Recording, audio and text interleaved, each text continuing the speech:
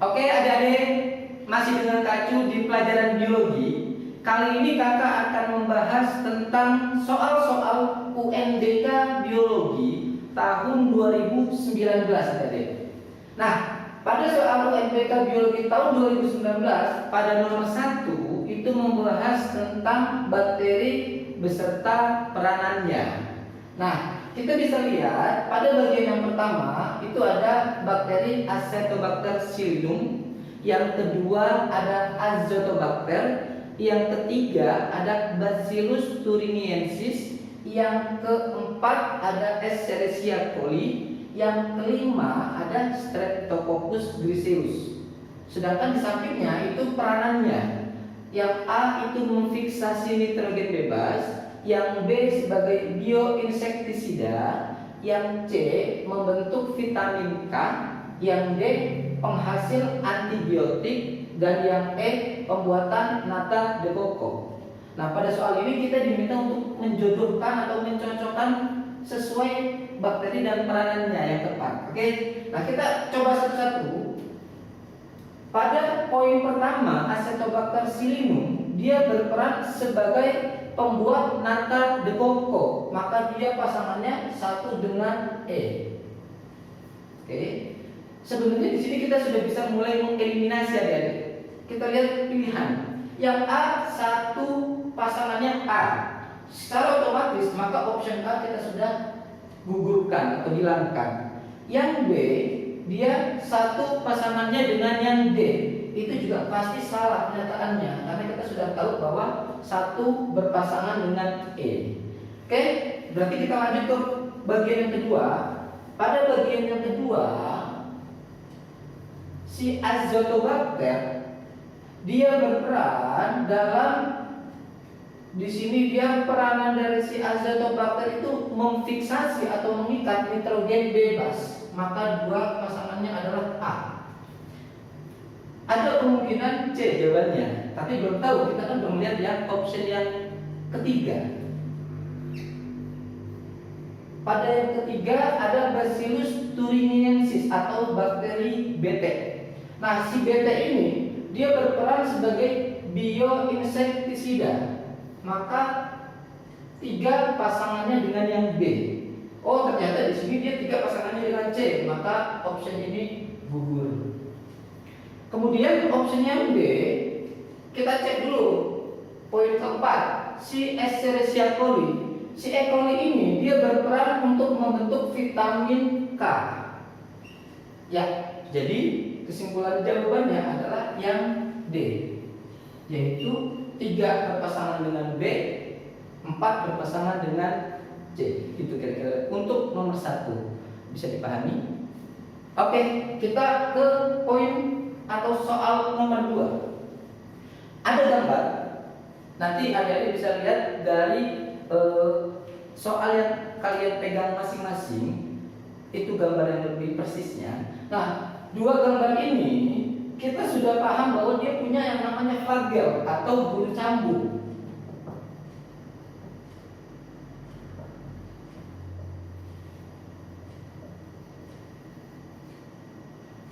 Dari namanya flagel, maka berarti kita bicara tentang kelompok yang namanya flagellata, atau nama lainnya Mastigopora.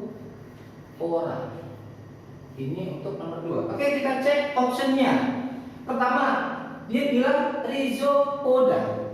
Dari katanya rhizo itu adalah semu atau akar, poda itu kaki. Maka rhizopoda itu sebenarnya dia kaki semu. Berdasarkan gambar, oh berarti bukan A. Walaupun pernyataannya kelasnya benar, pengelompokannya berdasarkan alat gerak, pernyataannya benar, tapi karena konteks gambar maka jadi salah. Kelompok yang option yang B, dia bilang Mastigopora. Oh betul, taksonnya atau tingkat kelompoknya, kelasnya, dasar pengelompokan, cara perkembangbiakan salah. Mestinya dasar pengelompokannya berdasarkan alat gerak, adik-adik. Yang ketiga, Chlorophyta. Chloro itu hijau, pita itu tumbuhan. Artinya dia bicara tentang ganggang hijau atau alga hijau. Taksonnya filum, salah. Harusnya di sini taksonnya kelompok kelas. Dasar pengelompokannya pigmen, betul. Balik lagi, karena pernyataan di situ kita yang akan dicari adalah flagellata, maka option C juga salah. Kemudian yang ketiga, Sarcodina kelas Dinospora. Sarcodina itu adalah nama lain dari si Rhizopoda. Takson yang benar kelas, dasar pengelompokannya Dinospora, kurang tepat atau salah. Sehingga kita sudah bisa pastikan jawaban yang paling tepat atau jawaban yang benar adalah option yang E, bahwa gambar di atas merupakan flagellata, taksonnya kelas, dasar pengelompokannya sebagai berupa alat gerak. Oke, adik-adik bisa dipahami, silahkan dicatat terlebih dahulu. Oke, sekarang kita masuk ke soal nomor 3. Soal ini bilang, poin dari soalnya ya, yang ditanya adalah ciri khas dari kelompok jamur. Nah, kalau kita bicara jamur atau nama lainnya fungi, dulunya bahwa si jamur atau fungi ini dikatakan atau punya atau dalam satu kelompok dengan tumbuhan. Pertama, alasannya jamur ini punya ciri, dia disebut sebagai eukariot, sudah punya membran inti. Yang kedua, ciri dari jamur, dia memiliki dinding sel.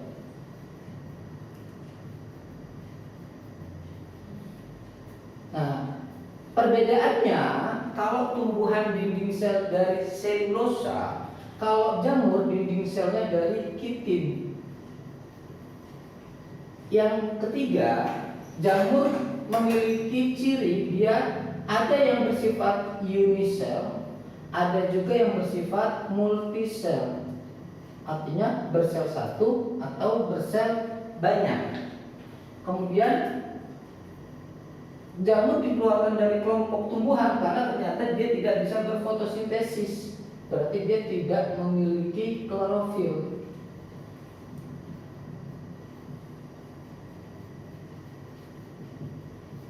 Atau tidak berfotosintesis.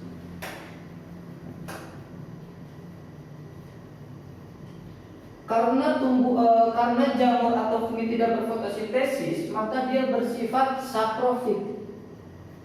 Saprofit itu berarti dia tumbuh di organisme yang sudah mati atau laku. Oke, berdasarkan ciri-ciri yang sudah kakak cantumkan di sini, sekarang kita cek option masing-masing. Pertama, A, tidak memiliki dinding sel. Oh, udah pasti salah, karena dia punya dinding sel. Oke. Yang kedua, tidak memiliki dinding sel. Oke, salah. Yang ketiga, multiseluler. Ada. Berklorofil. Salah, karena dia tidak berfotosintesis. Maka option C salah. Yang D, dia tersusun dari limfa. Betul. Dinding selnya dari kitin. Ya. Bersifat saprofit. Oke, berarti jawaban yang paling tepat adalah D. Jadi kita nggak perlu cek lagi opsi yang lain, gitu. Oke, itu soal nomor 3. Kemudian soal nomor 4, kakak bacakan dulu soalnya karena agak lumayan panjang. Di sini dia bilang beras merupakan makanan pokok yang dikonsumsi sebagian besar orang Indonesia. Fakta dari lapangan menunjukkan bahwa konsumen pada umumnya mencari dan membeli beras yang putih dan bersih. Hasil sidak petugas BPOM atau Badan POM menemukan beras yang mengandung zat pengawet seperti formalin, boraks, dan zat pemutih seperti klorin. Hal ini tentu sangat merugikan konsumen dari segi kesehatan dan kualitas beras. Pertanyaannya, manakah langkah metode ilmiah yang dapat dilakukan untuk mengetahui kandungan zat pemutih pada beras? Oke, bicara metode ilmiah, kita harus tahu dulu apa aja sih metode ilmiah. Dalam metode ilmiah, salah satu yang harus dilakukan pertama adalah observasi. Yang kedua, dia merumuskan masalah.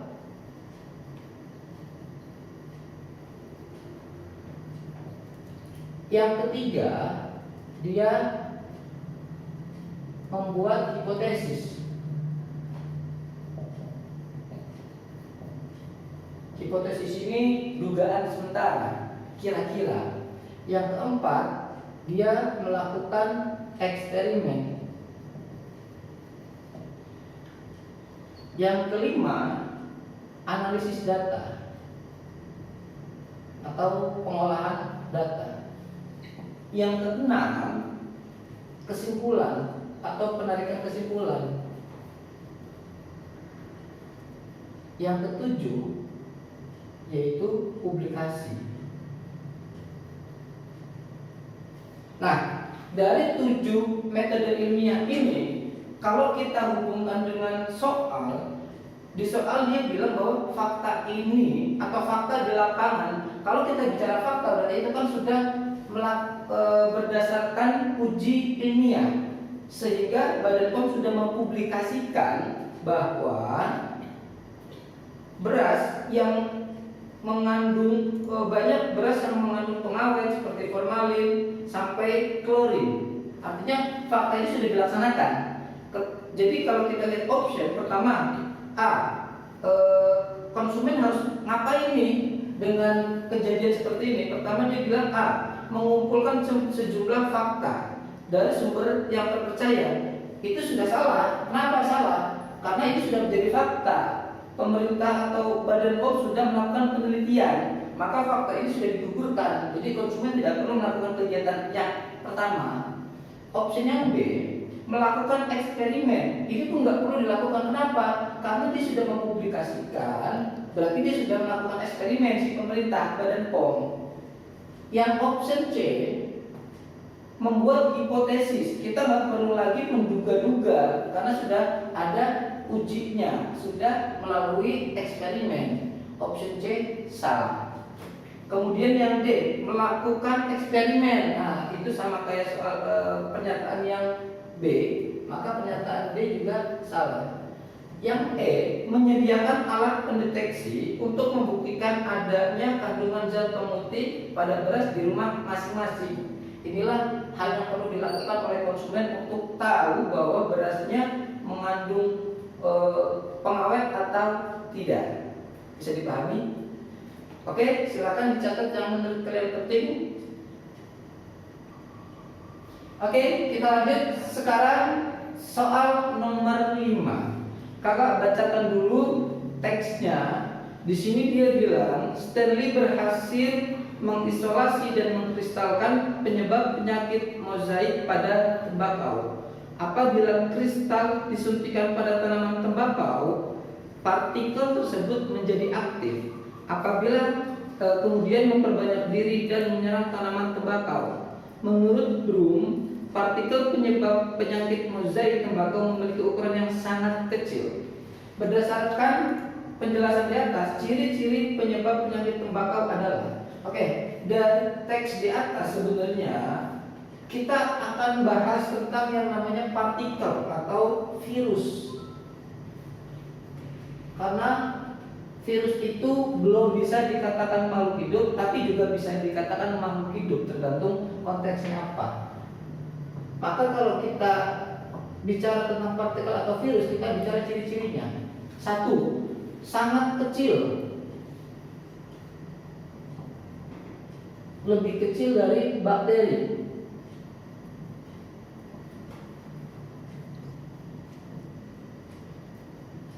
Jadi ukurannya dia dalam bentuk nanometer, 10 pangkat minus 9. Ciri yang kedua, virus dikatakan benda mati karena dia berupa partikel atau bisa disebut sebagai aseluler. Artinya dia bukan sel, dia partikel karena ukuran sangat kecil. Kemudian virus dapat dikristalkan sesuai dengan teks yang tadi disebutkan. Kemudian ciri lain dari virus, dia dapat bereplikasi.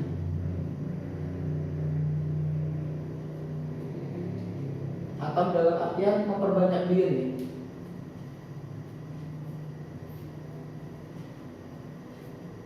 Kemudian ciri selanjutnya, virus hanya bisa hidup pada bagian dalam atau organ dalam.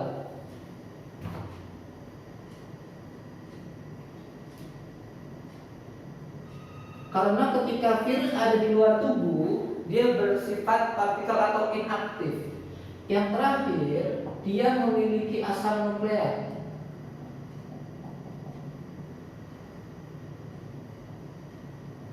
Oke. Nah, dari fakta ini kita lihat pilihannya. Pertama, belum berbentuk sel. Oke, tuh. Berukuran sangat kecil dan lebih kecil dari bakteri. Selesai, itulah jawabannya. Nah, tapi kita perlu cek kenapa B, C, D, dan E salah. Opsi yang B, dia bilang dapat memperbanyak diri ketika berada di luar inang. Memperbanyak dirinya kita sepakat, tapi kalau di luar inang dia inaktif karena dia harus ada di dalam tubuh. Maka pernyataan ini salah. Sel tembakau yang terinfeksi dapat menyerang tanaman selain tanaman tembakau. Bahwa yang menginfeksi itu bukan berupa sel, tapi berupa partikel yang ukurannya sangat kecil, lebih kecil dari bakteri. Nah, opsinya B, bersifat parasit fakultatif yang tetap aktif di luar tubuh inang. Salah, karena dia hanya bisa berkembang biak atau berimplikasi dalam tubuh. Option yang E, bentuk partikel dan dapat berubah menjadi sel. Ada kalimat sel, maka pernyataannya salah karena sampai kapanpun virus tetap partikel. Oke, bisa ya? Sekarang soal nomor 6. Kakak bacakan pernyataannya. Pada saat bermain di pantai, Ali mengamati kerang-kerang yang ada di pinggir pantai. Menurut ayahnya, kerang-kerang tersebut termasuk makhluk hidup dengan ciri-ciri: 1. Memiliki tubuh yang berlubang-lubang kecil, hidup menetap di dasar perairan atau menempel pada batu karang. Reproduksi aseksualnya atau tidak kawin dengan cara bertunas, memiliki spikula yang mengandung zat kapur. Nah, dari pernyataan itu kita cek satu-satu. Pertama, ada yang namanya chordata. Ini adalah kelompok hewan yang memiliki tulang belakang. Artinya, berdasarkan teks yang sudah kakak bacakan, maka dia pasti bukan chordata karena sudah punya tulang belakang. Kelompok yang sudah punya tulang belakang itu salah satunya ikan, kemudian bisa juga kura-kura, dan kelompok-kelompok yang lain yang sudah punya tulang belakang. Ciri yang kedua, ada echinodermata. B, echinodermata. Echino itu artinya duri, dermata itu artinya kulit, artinya hewan dengan kulit penuh duri. Nah, dalam teks yang disebutkan tidak ada bilang kulitnya penuh duri.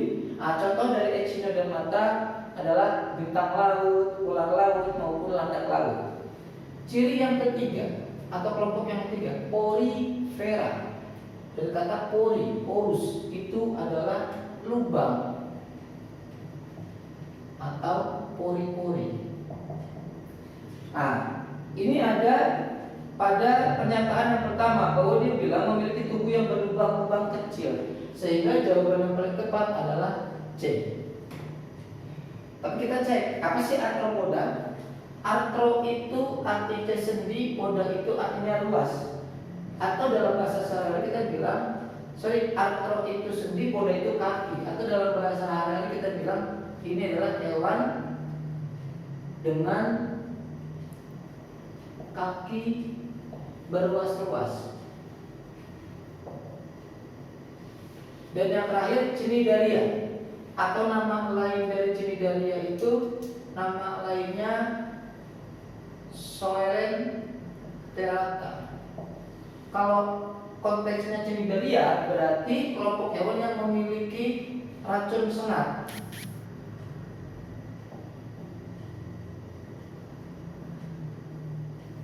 Tapi kalau dalam konteks Soelenterata itu hewan berongga.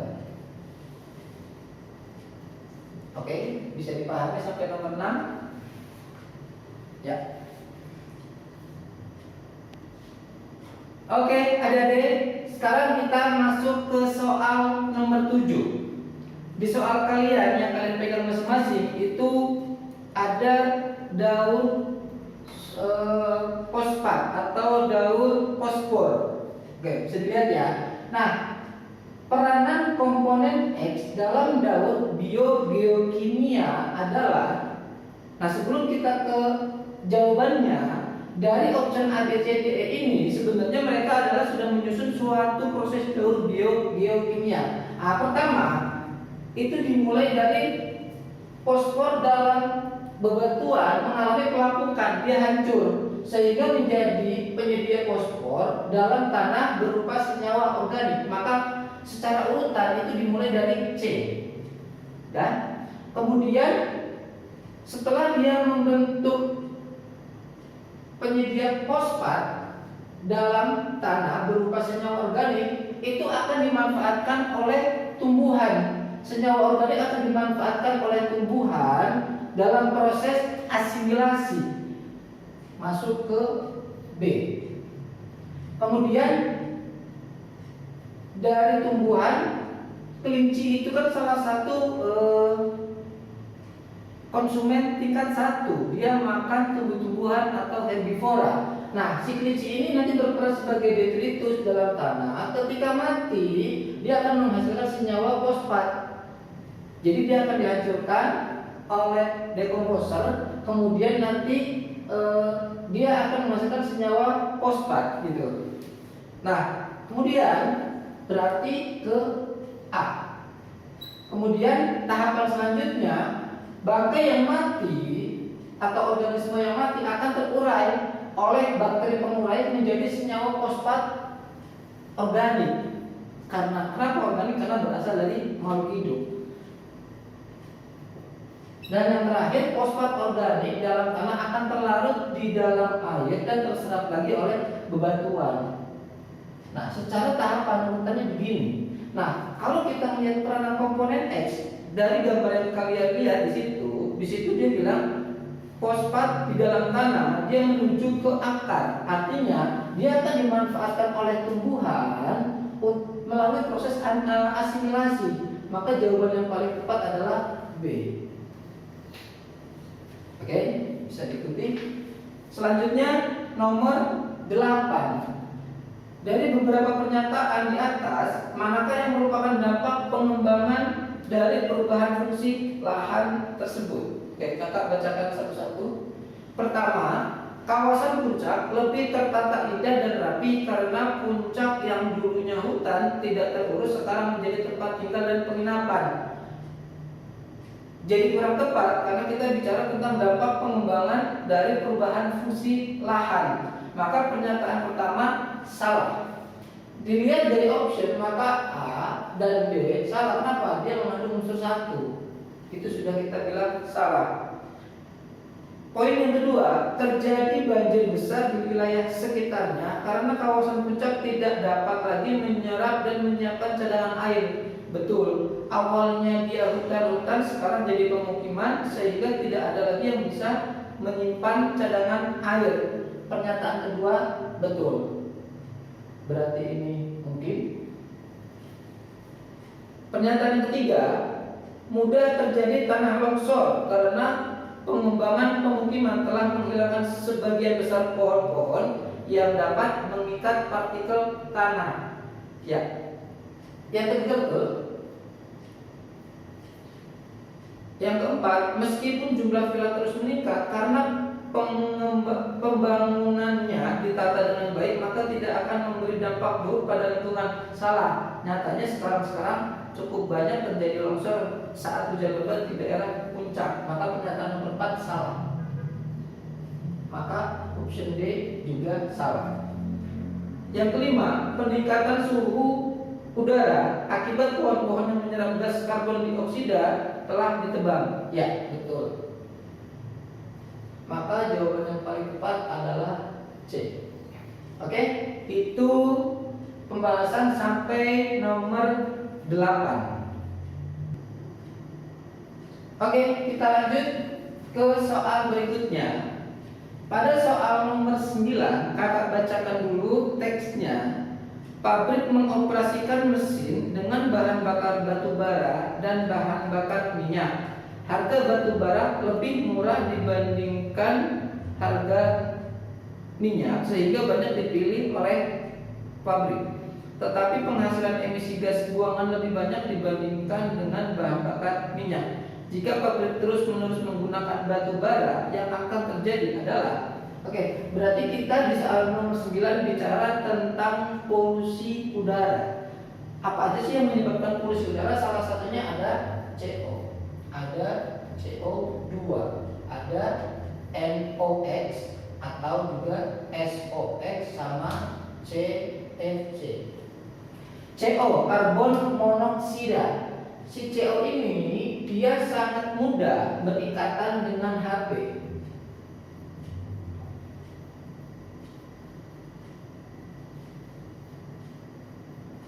Sehingga dapat menyebabkan terjadi penyakit yang namanya asfiksi. Nah, ini bisa jangka panjangnya bisa menyebabkan kematian.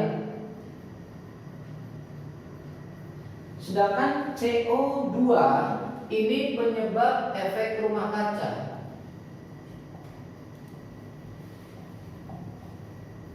Karena gas CO2 itu akan tertahan di atmosfer sehingga cahaya atau panas yang masuk ke dalam bumi akan dipantulkan lagi ke dalam bumi lagi. Sedangkan NOx dan SOx itu penyebab hujan asam.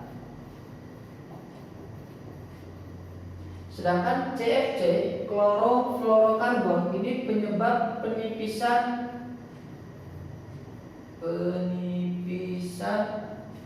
lapisan ozon.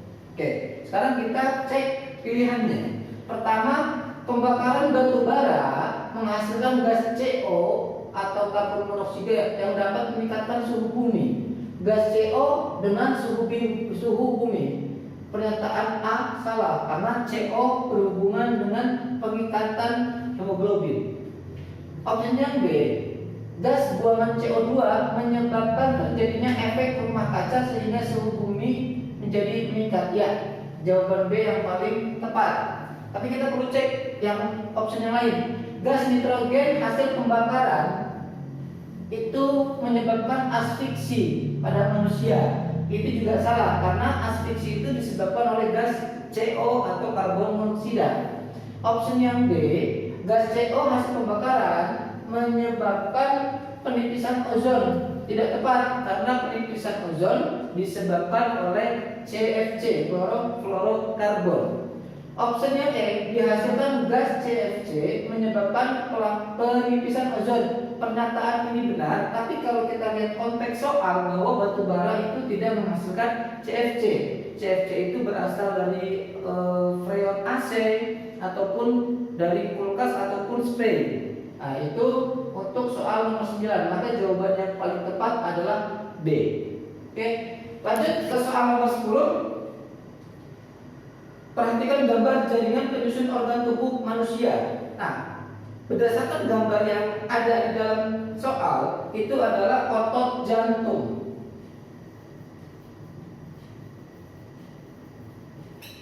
Kalau bicara otot jantung, kalau opsinya A, pembuluh darah sistem transportasi, pembuluh darah itu dia menggunakan otot polos karena kerjanya tidak disadari. B, ginjal pada sistem ekskresi. Ini juga ada yang berperan pada si otot polosnya. Kemudian C, jantung pada sistem sirkulasi. Ya, karena otot jantung maka adanya di jantung. Jawabannya C. Kulit, hati, sistem ekskresi salah. Jadi pada nomor 10 jawaban yang paling tepat mengenai gambar tersebut tentang otot jantung yaitu C, jantung dan sistem sirkulasi. Oke, itu 10 soal pembahasan kali ini. Lain waktu kita akan bahas soal selanjutnya. Terima kasih.